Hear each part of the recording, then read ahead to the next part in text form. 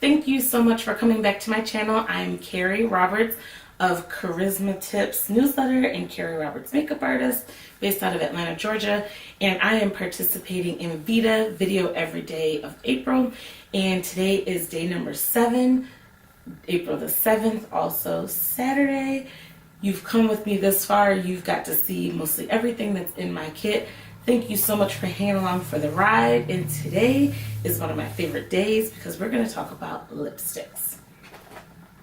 These are the pouches that I keep my favorite lipsticks in.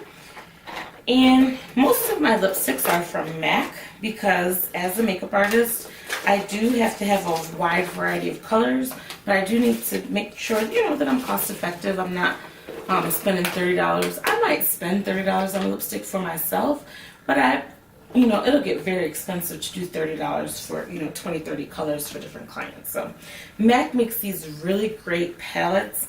This is the red palette, the pink palette, the mauve, the burgundy palette, the brown palette, and the orange palette. And these have been my go-to palettes pretty much the whole time I've been a makeup artist. And I have replaced them. I just love them so much.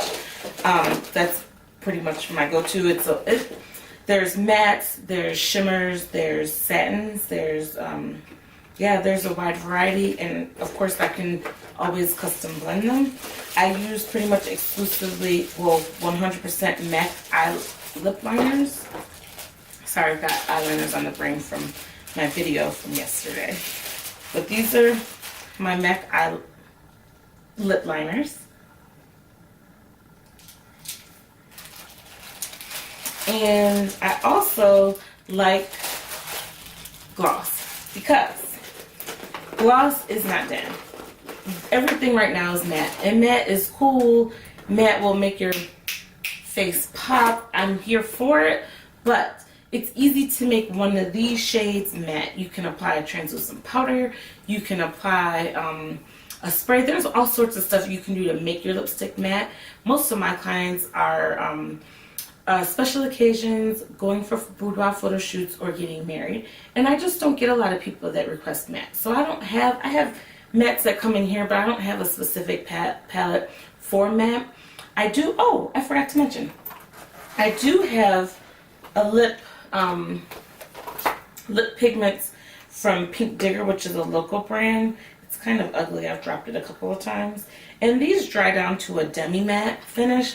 And those are really nice. But I don't have any true mattes because I know how to manipulate them.